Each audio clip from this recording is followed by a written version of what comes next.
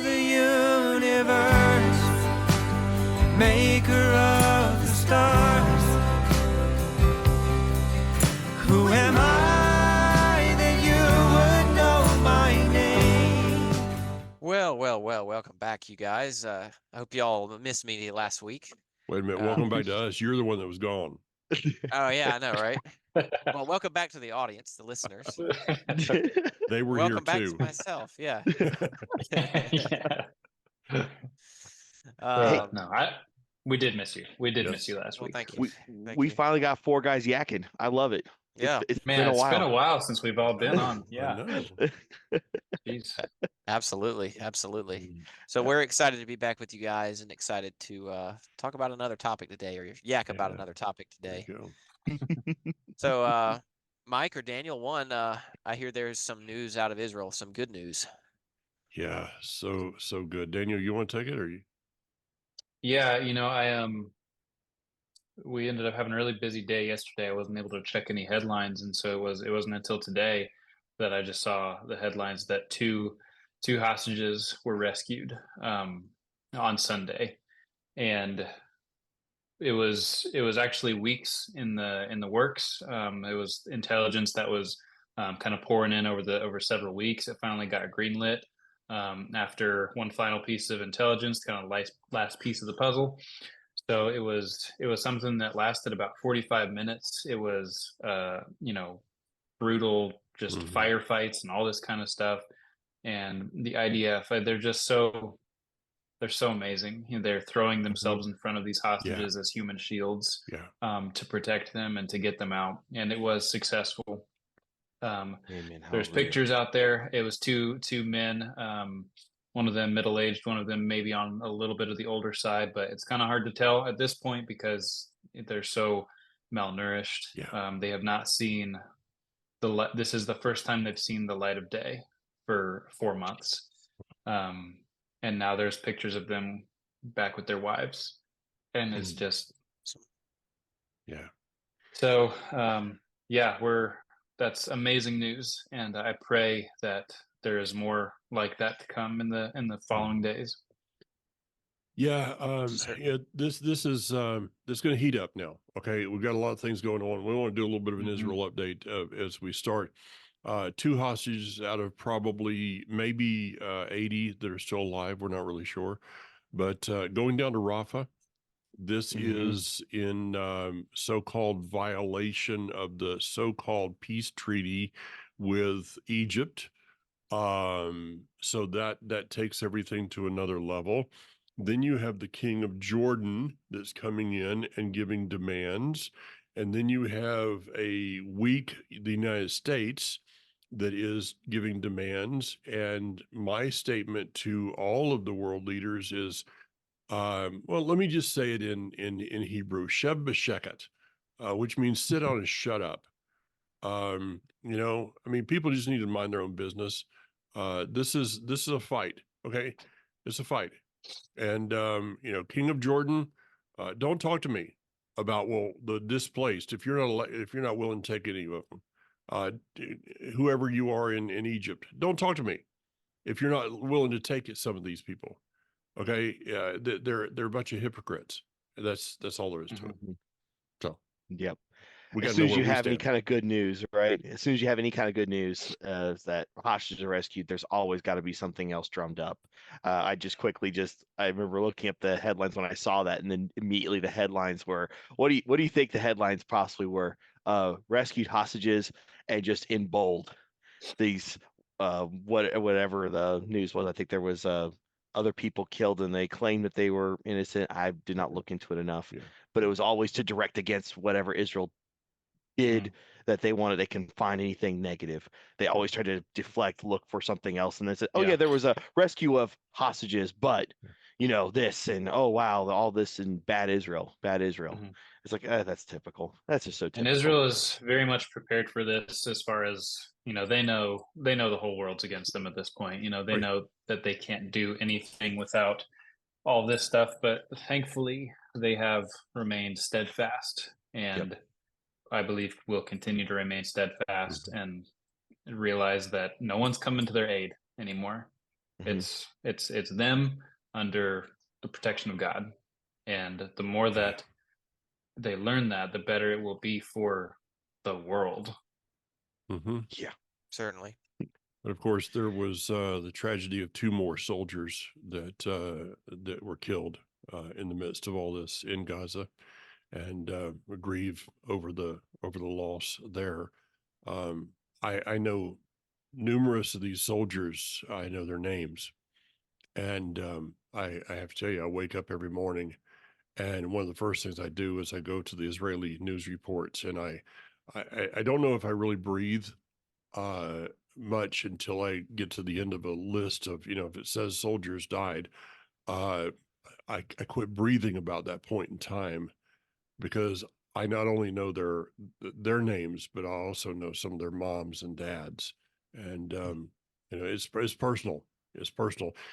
And guys, I guess that's where we should go tonight is, shouldn't we take the fight personal? Because of their commitment, right? I think that I wanted to ask this. What do you think being in that room, Mike, when you were with if you did not listen to our last week's episode, Mike got to surprise. He was able to go to an IDF social event where they got to have some good food and were able to pass out awards and was able to be amongst them. What do you think the sense would have been if they would have said, "Hey guys, there's a chance we can save 2 hostages. It's highly likely that we are going to probably lose 2 soldiers as well with doing this. We're going to try to take every precaution." I get the sense that they would gladly give up their life to try to get at least 1 back. If you would have been in that room and said to the men and women there, we have a way to get 1 hostage out, but it's going to cost the lives of everyone in this room, I believe they would have jumped. You would not have been able to hold them in the room long enough. We throw the verse around, greater love has no man than he would lay down his life for his friends. And we relegate that to Yeshua. And yes, that is his words. And that is the teaching. And I don't want to downplay anything about what he did for us, but let's not just relegate those words to him. Are we willing to do the same thing in our own lives? And now let's face it, guys. If you would have said for a hostage, no one would have stood up and said, well, which one is it? Could you give us a name, please? Yeah, are we willing to lay down our life for a person that we don't even know?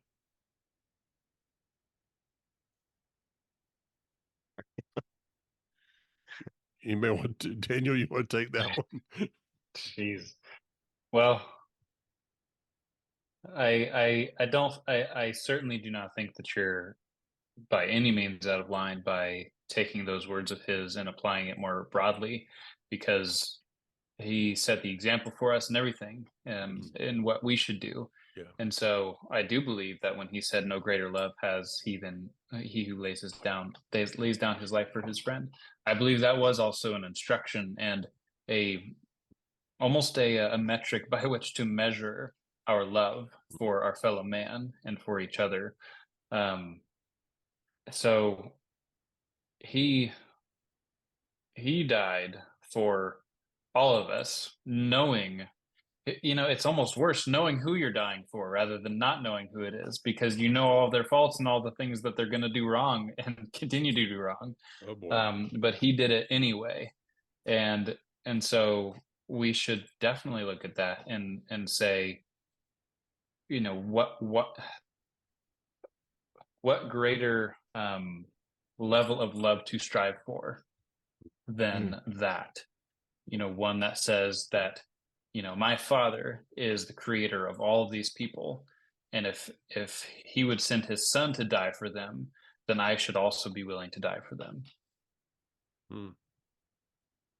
I guess that's where I was wanting to go there with you, like what you guys are bringing up is that we see this bravery, heroism, courageousness. Like we see all this coming from some part of the world that probably a lot of our listeners haven't gone to. I think there's quite a few that have, and thank you for going. And we hope that even more will go over that to that land that is just amazing. I think that I look over there and that's happening right now over there. But now let's come back here towards America. Why is that not? And there was a question posed by you, Daniel, about the idea of when there's a common enemy, there's this rallying cry. Like it's a lot of people put down stuff and they just rush to it, and then they join forces and are in unity. But then when it comes to when it's not for a common enemy, but maybe I think what were the words you said, Daniel? You was it rallying to a king? Isn't that what you said? Yeah, last week the words were, is it easier to rally around a common enemy rather than a common king? Right. Yeah, it's funny because we've been reading in the Torah portions about how much bickering happens when the Egyptians are gone. They're a bygone thing, right? They've left Egypt. It's a bygone thing, and everybody's in unity against the Egyptians. But once they've left Egypt, and I was like, well, now I'm upset about this, and now I'm upset about that, and I don't know why they don't do this. I mean, they probably was even worse bickering, but those were the big ones that we get to see in the Torah. It's so interesting how when you don't have a common enemy, it's like, is it? I wonder what y'all's thoughts are on the idea of maybe when it's like a time of peace or whatever that we just like to, well, we're gonna bicker about something. We're gonna look into something. Well, I think it needs to be this way and it has to be this way. Because as soon as the enemy comes, like I think even when Amalek showed up, they kind of just put that away and go, well, we better go fight them. So I guess I look at that as it's just interesting how we won't rally unless there's an enemy. Right. I think sometimes that's why God tests us by putting enemies in our midst to see how we will behave toward each other in response to that threat. It's interesting, this reminds me of just like what happened in Israel when, the planes hit the towers on 9/11. There was a certain feeling in the air in America where, everybody was unified. Everybody was a patriot. Everybody was, they had national pride. I think or maybe it was you or somebody else I heard say, I wish we could have another 9/12, so that we could be unified again. But at the same time, I think that there is something to be said of being united beforehand with common goals, with a common purpose. That love, the love of the Father should transcend, even in our congregations. We all have those people that we might disagree with, but anyway. So let me throw a little curveball into all of this thing here. One of the things about the fall is that we were given an ability to fight for something. Okay, and maybe this explains a little bit about what happened in the garden. That in the garden everything was perfect. Okay, I mean, there's no you don't have to fight for your garden because there's no weeds. You don't have to fight for the fight through the thorns for the rose because there's no thorns on it. There's something innate in our human psyche that wants to have something to fight for. I've said this in many different places. The most difficult place that I have ever been to, when you start to speak about spiritual warfare of any kind, about praying, about laying hold of something in prayer or something, like that. The most difficult place I've ever taught that is New Zealand. Now, New Zealand's an interesting place. One of the most beautiful countries that there is in the world. It's gorgeous. But New Zealand has something that's really interesting. There's nothing on the two islands that can hurt you. Well, actually, there is. There's a myth about a spider on some island beach that nobody's really seen the spider, but if you get bit by that spider, it can kill you. but there's no snakes. You can leave your windows open at night. There's no bugs. There's no mosquitoes. There's no flies. It's just, I mean, it's as close to utopia as possible upon this earth today. And when you talk to people there, and this is not judgmental about the people, it's just the psyche. When you start talking to people about spiritual warfare and there's a battle going on around us and all this, it's like, what are you talking about? So unless we have something to fight for, we tend to, as I said to you guys before we got on, if we do not have something to fight for, we end up fighting with. Ted Congregation, you mentioned, Ryan. If there's a common enemy that walks in the door, we all fight for it. We all fight for whatever that is. But if we don't have that, then we'll end up fighting with each other. Go for it, Daniel. Go for it. I was just going to say, it's so strange when you really think about it. Yeah. That you would think in a perfectly logical world that if times are good and you have a great, just to go with this this scenario, we have a great congregation and everything's going well, and you've got a great praise team and the pastor is like really hitting it, and you're getting in small groups with people and you're really getting close and intimate in that way. You would think that it would be easier to stay unified because things are good rather than staying unified when things are bad. But it's just not the case. It's really not. It's just this complacency, this apathy, this very strange thing that when times are good, like you said, there's no, it's because we're humans and it's so easy to forget. We are incredibly, have the memory of a goldfish as far as what we remember that God did for us a year ago, what he brought us out of. And it's way too easy to forget. And so it's just so strange to put it in those terms, to really realize that it is easier to unify and come together when there's actually an enemy or something to point at and say that is trying to tear us apart. Easier to do that and unify around that, even over when times are perfectly good and you can say Yeshua is on the throne, he's our king and all this kind of stuff. It's just so, I don't understand it. And I'm like thinking, like, what's a good example of a time when people have stayed unified under anything? The first thing that came to my mind actually was kind of the legends of King Arthur and the Knights of the Round Table. The stories of those legends, all these knights were just the most noble men that the world had to offer, and they would, at the drop of a hat, lay down their life for one another, for their king, for anything that would be an evil against the good that they were trying to uphold. And it's just it's an amazing thought, but it just doesn't really happen. Yeah, those noble men were in unity because there's a dragon outside wanting to eat everybody. Dave?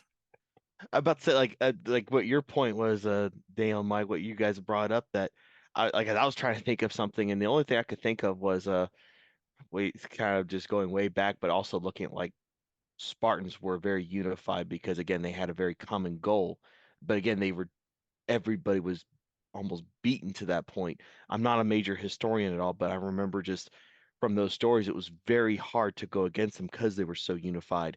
They did a lot of questionable things, of course, but there was this identity in knowing who they were and then who the enemy was. And I'm looking at what you've said, Mike, about if you look at congregations over here and they're fighting over I mean, honestly, I think if you actually had an outsider come into their congregation, they'd be like, really? That's what we're fighting about? Like, that's why we don't like so-and-so? It's because of that? I think if you really looked at it, it would be almost laughable. when it would be in the grand scheme of something. So I guess that's the point that I'm thinking about with this conversation is lack of identity. I think is a big part because you look at any kind of army, there's an identity being a part of a unit, and that's where there's some unity there, and then there's a goal being reached to, either whether it's an enemy or a mission to achieve. And last time I read, I think God left us with plenty of missions to try to achieve. Is it a lack of going after those or trying to fulfill those missions? Is that what's causing some of this bickering, some of this stuff? This is something I'm thinking in my mind, maybe. Okay. There's a line from Napoleon where an ambassador asked him, he goes, well, you French only fight for greed. Well, us British, we fight for honor. And Napoleon responded, well, every man fights for what he lacks. Ouch. I was reading in Judges recently, and it's the first couple chapters are very interesting. There was some stuff that I saw in there that I just do not remember. God is essentially, he's talking, and it's almost as if at the beginning of Judges, he's speaking as though he was speaking before they even entered the land, in a prophet, kind of how the Bible does that, backwards and then prophetic, and then it jumps back to where it actually is chronologically. But it's like God is saying, I know that you guys are going to fail to carry out what I told you to do. You're not going to drive out all the inhabitants of the land. And so here's what I'm going to do. He then says, I'm not going to drive them out from before you. But that's why I kind of think it's kind of doing this back and forth thing, because he did say to go in and take possession of the land and to drive out its inhabitants. But then in Judges, he's just saying, I'm not going to be with you to do this. And he goes so far as to say, I will do this to test the generations. And so he's literally using the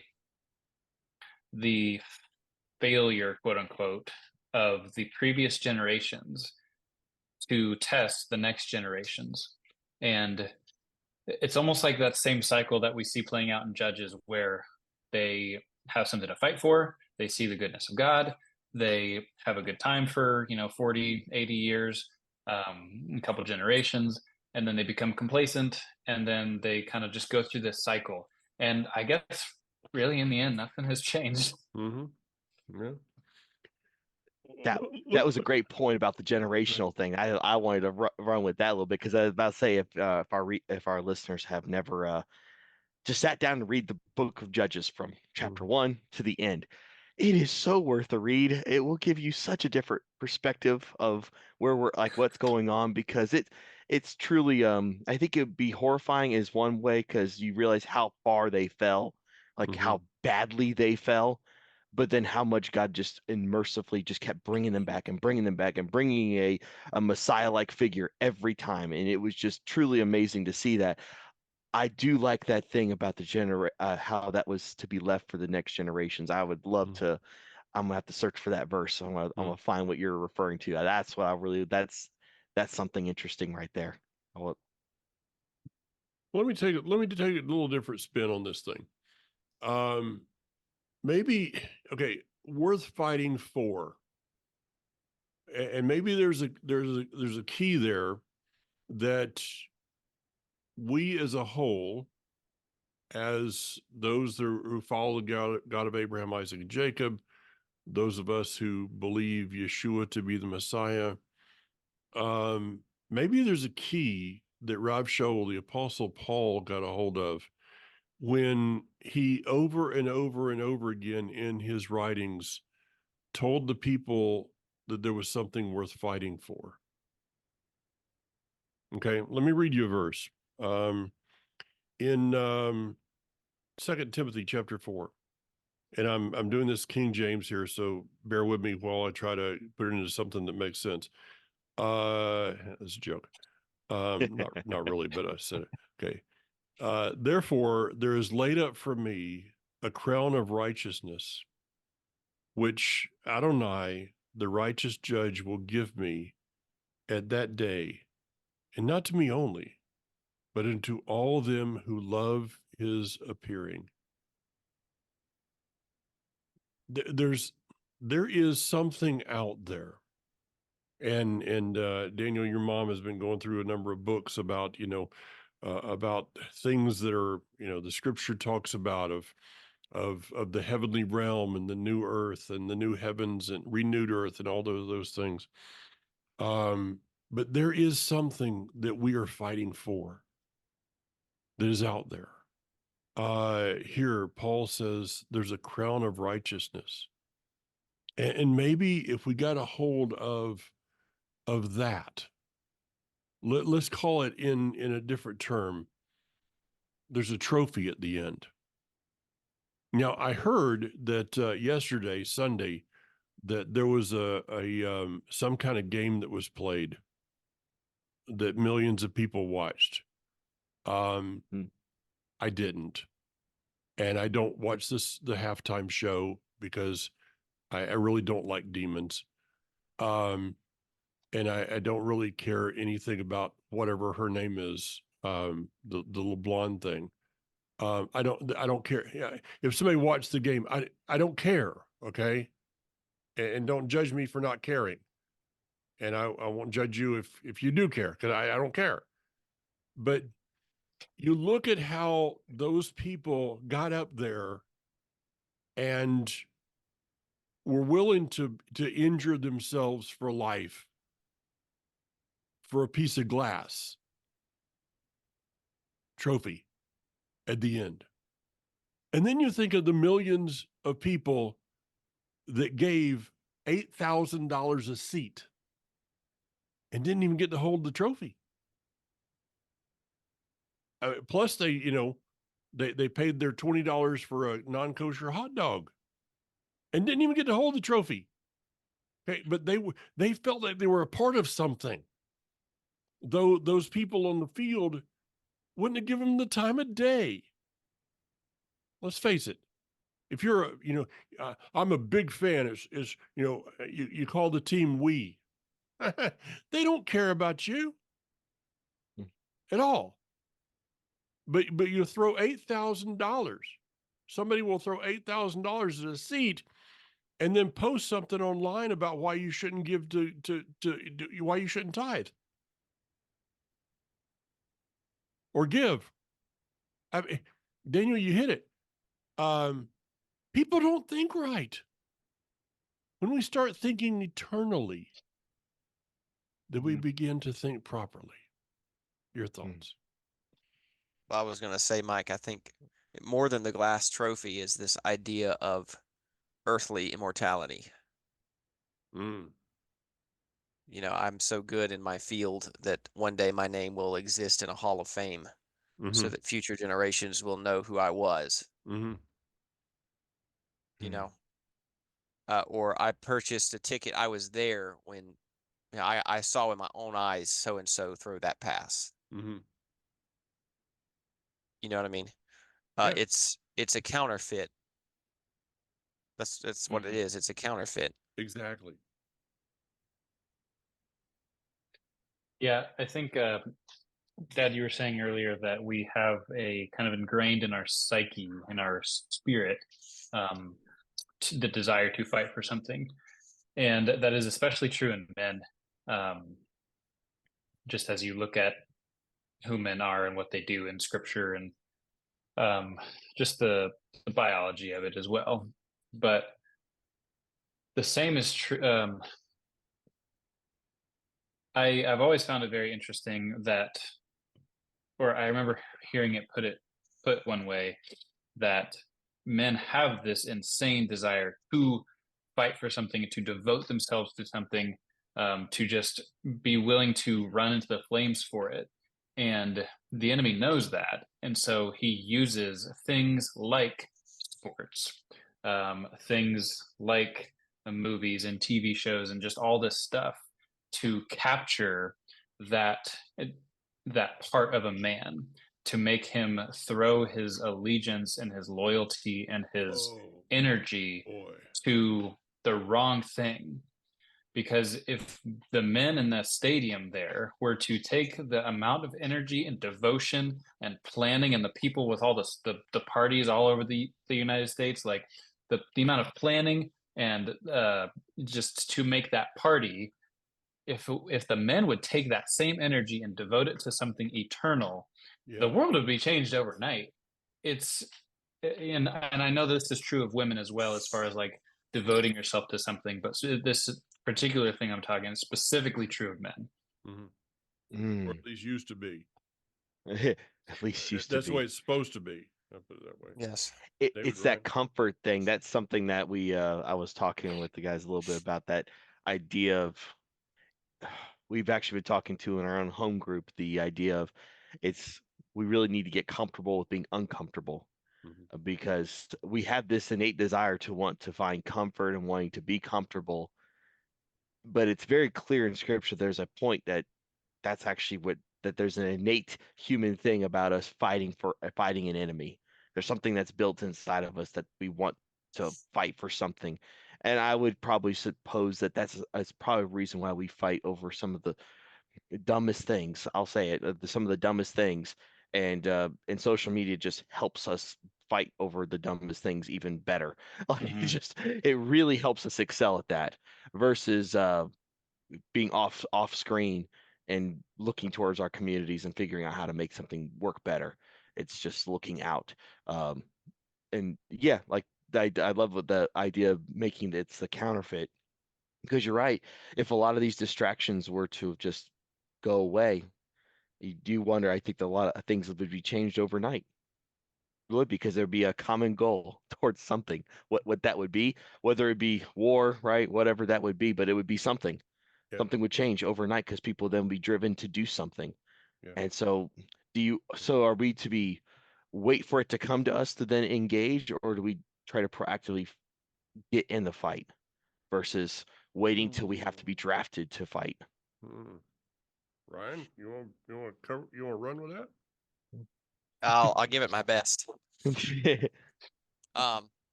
We've gone from empire builders to empire destroyers in just a few generations,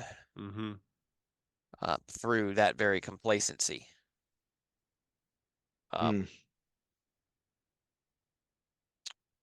It's funny because part of our mandate is to seek first the kingdom of God, and all these other things will be added. I think seeking that kingdom takes a lot of forms. And one of them is not being complacent, Okay. Yeah. Sorry, were you done? Yes. Yeah. Okay. Run with it, Daniel. Then I got another turn here I want to take. Yeah, the seeking, it's not a passive thing. You think of seeking and you think of movement and observation, and I'm just kind of picturing a person trekking through foreign lands, and they're mapping it out, and they're establishing places here as they seek things, and that seeking the kingdom of God is active in multiple ways. We're supposed to be establishing the kingdom. We're supposed to be taking dominion over places, and to spread the word, to spread who Yeshua is and the kingdom that he has come to establish. That's the very message that he shared. Was the first message, the main message he shared was the kingdom. Repent, for the kingdom of heaven is at hand. That was the main message, and so that is like the thing to be active toward. And as you are active toward that, you're occupied, you're doing something, you're taking ground, and there are like moments of respite, of rest within that. But to be active in that and to be seeking that is probably the best goal.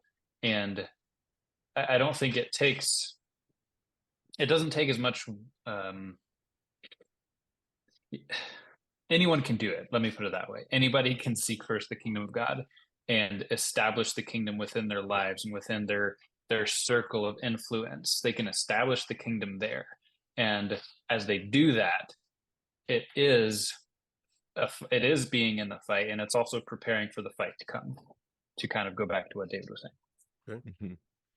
So is it possible we can take that that very chauvinist statement that Daniel was talking about of men have this thing of fight, and I know that women do too. I mean, just I mean, it is inbred in women, but it's something different. And that's the thing of men and women need to understand the differences that they have in their calling, their calling of that fight. So is it possible for let's talk about guys. Is it possible for a guy to spend so much time fighting on a video game that he doesn't have enough fight afterwards to fight for what is truly eternal, and that is his family? And so his energy, the amount of energy he's been given to fight, he gave it to something that was fake, and therefore didn't have enough left to give to what was really important. I'll take it a little bit more personal for some men. Is there is an epidemic right now going on in at least the United States. I think it's in various other countries also, of men who are no longer showing intimacy to their wives. Why? Because they're addicted to pornography.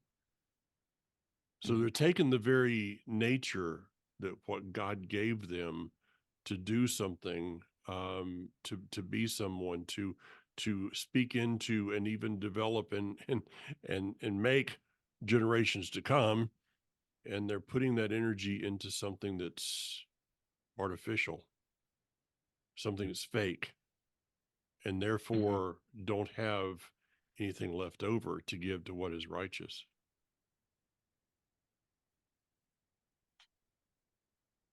Yep. Sadly, we're part And of I it. would say, go ahead, Ray. Go ahead. No, I was just going to say that sadly we're part of a generation who has been robbed of the lasting things, or has given up the lasting things for immediate fulfillment. You know. Yeah, for sure. The enemy has really had his heyday in taking full advantage of the amount of dopamine kicks that you can get from anything and everything. And it just, I've heard people talk about, like, you're sitting there on social media and you're scrolling through those shorts, those little videos, and all of a sudden 4 hours has gone by. And I literally heard someone say this to me, like, this person was not an addictive person.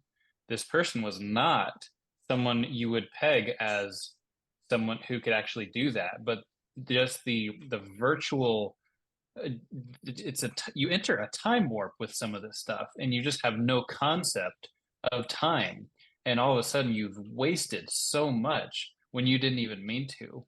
And what I was, I think, starting to say was that it's amazing how subtle these things are. You can really waste all that time on YouTube with those little short videos and not know that you're wasting all that time. It's really, really subtle. You just kind of think you're popping on there for a few minutes, and then you go check your screen time, and it's like, that's not possible. There's no possible way.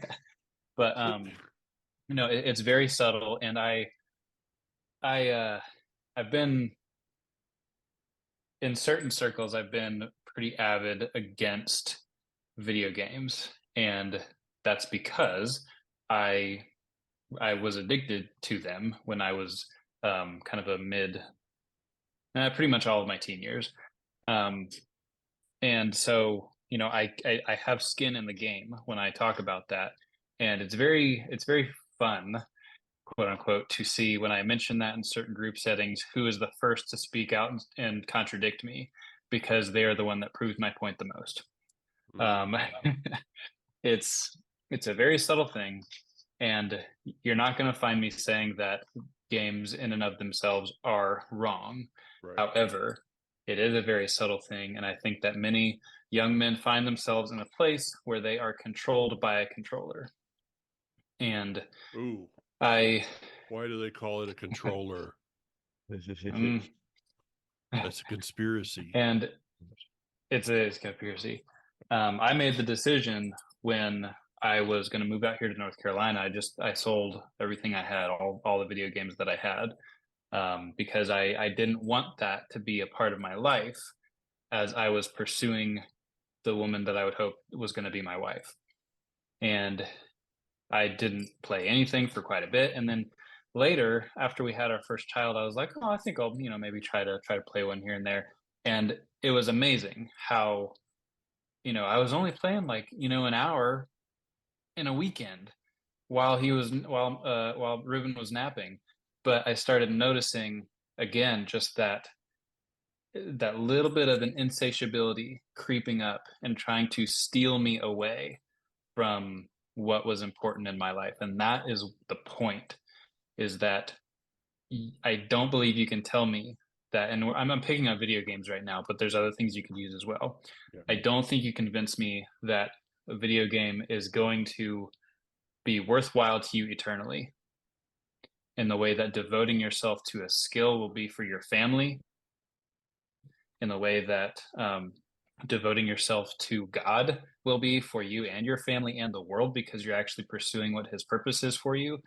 And I caution people to, and especially young men, because the enemy is after you and trying to get you addicted to things.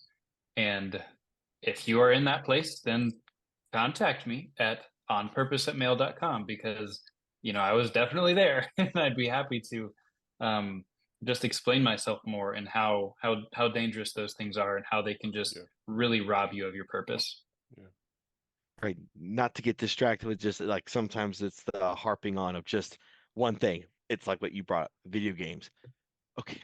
There's so many other things that are also energy. I would maybe call them energy robbers, time robbers, because a lot of times those can both be the exact same thing.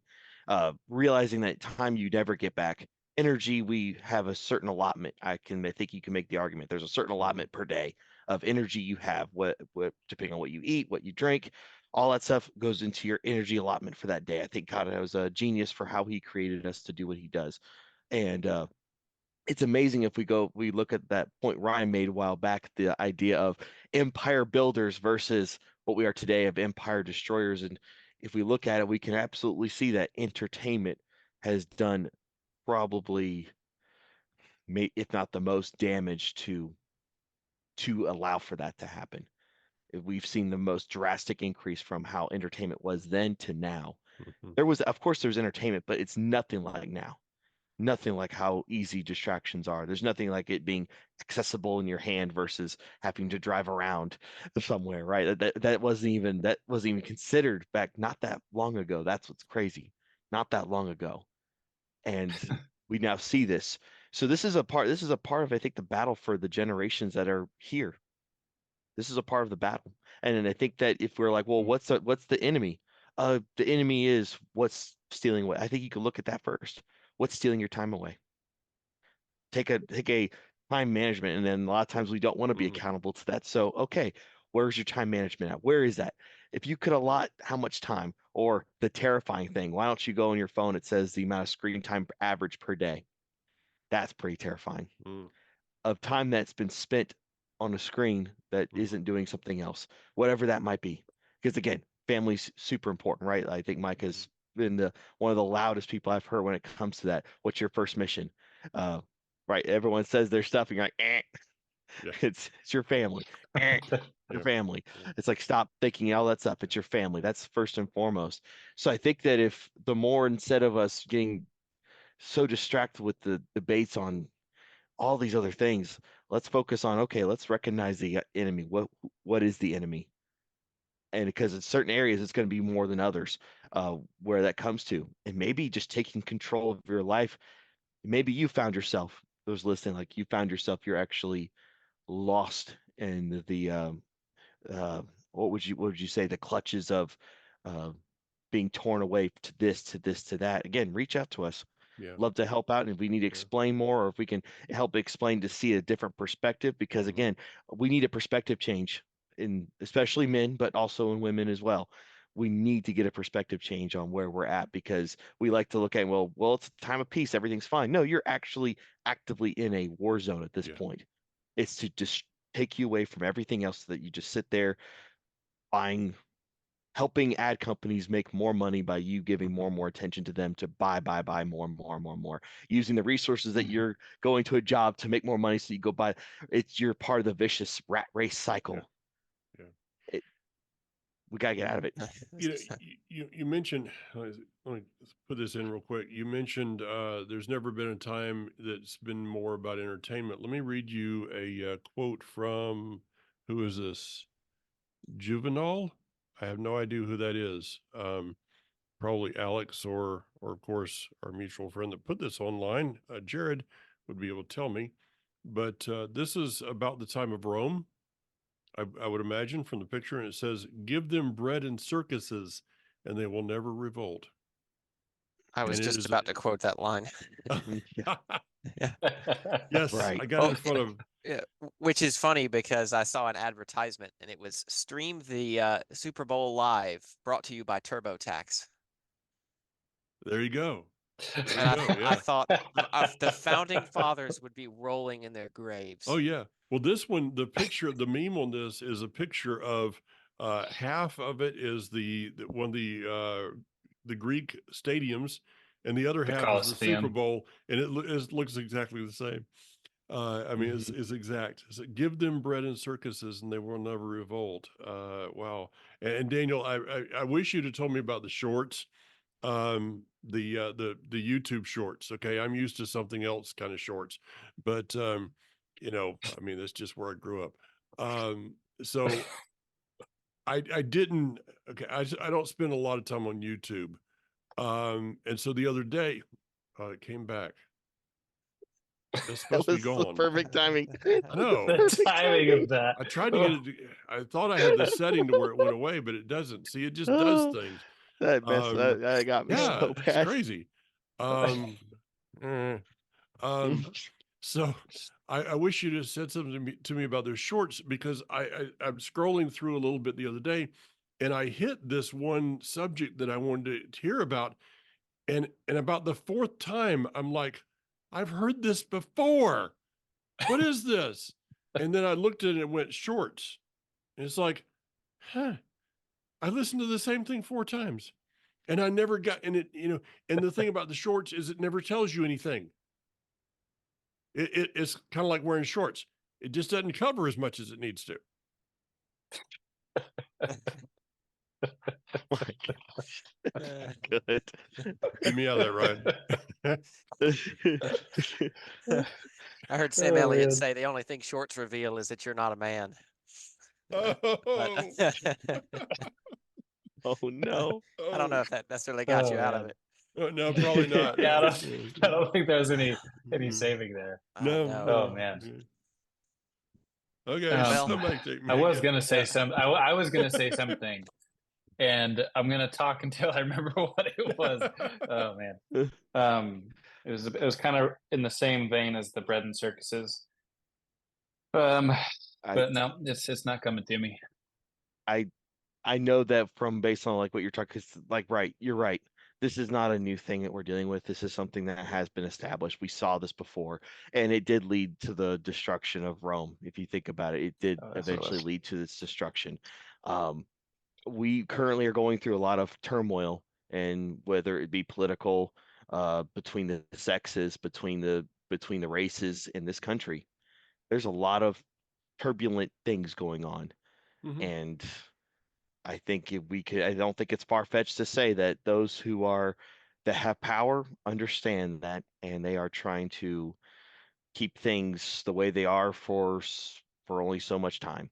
And they are trying to control outcomes they're trying to play God, like like anyone who has lots of power wants to have the power Yeah. that God has, and they're insatiable in trying to reach that power level. Mhm. So I think that we understand that the more we can do to detach from schemes, that they don't have the grip like they do to quite a lot, and how easy it is to be held by that, Yeah. the more we can do so much more.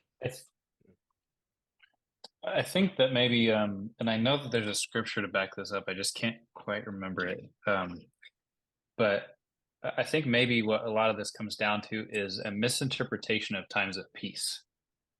I know that it's very nice to, as you get to the end of a project or something you're doing, to kind of kick back and be like, oh man, it's nice to have finished that project, and now I'm just going to enjoy it for a while. And that's a good thing. And that's why God gave us Shabbat. 6 Yeah. days you labor and 1 day you rest. And what I think one of the purposes of Shabbat is to really truly enjoy the labors that you have done in those 6 days. But on this side of eternity, all we get is that 1 day.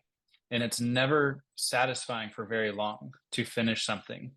But I think once we get to eternity, that's when we can really sit back and appreciate and really bask in all of the labor up until that point. Yeah. But for now, we labor and we 6 days and we rest 1 day, and we labor 6 days and we rest 1 day. And we have to view times of peace not as times of laziness or complacency, but as times of just less action. You work hard to produce peace, but if you don't continue to work hard to maintain peace, then you're going to be working hard to produce peace again. Yeah. And maybe that's what I'm trying to say, is that it's just a shift in your labor. There's just a shift in how you approach things. You're working hard to produce it, and then you're working hard to maintain it. And the desire is that you don't have to work as hard to maintain it, but if you stop maintaining it, then you're going to be starting from scratch. It's true. It's true. Hey, Ryan, I got a question for you. Yes. Do you think that Rome would have fell earlier if it had been bread circuses and cell phones? Oh, indeed. Because then you could just live stream the Coliseum. Brought to you by TurboTax.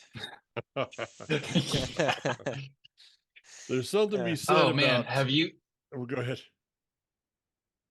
I was gonna say, have you guys heard of that experiment that was done on the mice colonies? Oh yeah, I want to Yes. go. I want to actually. Yeah. I'm actually working on doing a message on that, but maybe we could do that on the program next week. Yes. Right. Yeah. Yeah. It's a fascinating study. I'm well aware of that one. Yeah. Daniel, you hit on a point that I thought would be summed up by a quote from Sun Tzu from The Art of War. In times of peace, prepare for war. That wasn't by a Christian scholar, Ryan. We should never look to any other sources other than Christian or Jewish scholars. Okay, we should never look at any of those. Yeah. And I need to give Alex back that book on the I can't even remember who those people are. The Stoics. Yeah, Alex gave me a book on that. I still have the book. I haven't opened it yet. Yeah. Hey, Daniel, I don't know if you remember, this was back a long time ago, back when I owned a teenager, and I found out I could get a lot more done in those days. And then you grew up and got married. And I've really never forgiven you for that. Not the getting married part, but for growing up and no longer being, the person I could say, Daniel, go do this to. I think owning a teenager is wonderful. It really is. It's one of the most incredible things of parenthood. Okay. But we had this property in Arizona, and we did a lot to it. And you remember me saying, okay, I'm done. I've got it all finished. This is just what I wanted. And what happened about a week later? A tornado went over the top of it, and we had to start over again. Remember that? Oh yeah, okay. You said Arizona, so I was Sorry, Oklahoma. confused for a second. But yeah, no, I do remember that actually. Yeah, Yeah. So when and you come to the end of a that's project, interesting. find something before God says, no, I'm going to find something for it. So closing thoughts, guys. Let's run around it real quick. So what the big thing we've been talking about is let's think about where your time's at, figure out where that's at. It's this is definitely an exercise to look into. If you have anything that you question, some of the things we've brought up, I'd love to hear your thoughts. It's about ironing, sharpening iron. We're not trying to, we're not sitting up here on a pedestal saying, well, we got this all figured out. You guys should come join us. No, we're in the midst of our sessions. We're trying to figure out how to be better stewards of our time and our resources and our energy. So we're at the same place that you guys are at. And we just hope that you can get there sooner than us, because that's the only thing we're trying to say is that we have a common enemy. Let's rally and try to defeat this enemy. There you go. Help each other fight. Yeah, we're not here to talk at you. We're here to talk with you. Yeah. So to echo what Dave said, join the conversation. And I love it. Those of you who listen that know me personally, and I get to see sometimes on a weekly basis. I love it when you guys come up and ask about different topics or want to like further delve into something. I think that's wonderful. So we're just thankful for all of you, the listeners that come back every week to listen to Four Guys Yakking. Yeah, I guess my final thoughts would be find out what you're fighting for and make sure it's worth fighting for. There you go. That's pretty good. Well, hey, maybe next week, unless we got something else that comes up, we'll talk about the mice, and I'll give you guys an assignment between now and then. Bring me a verse or verses that back up the mice theory. Okay. I got you.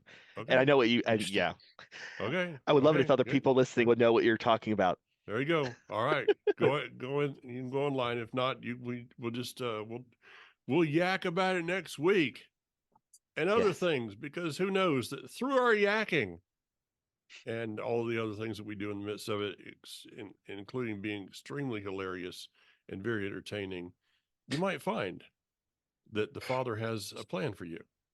Plan for good, not for evil, to give you a future and a hope. See you guys next week. Sounds good. We'll see you. You guys. See you. You alone hear my every prayer.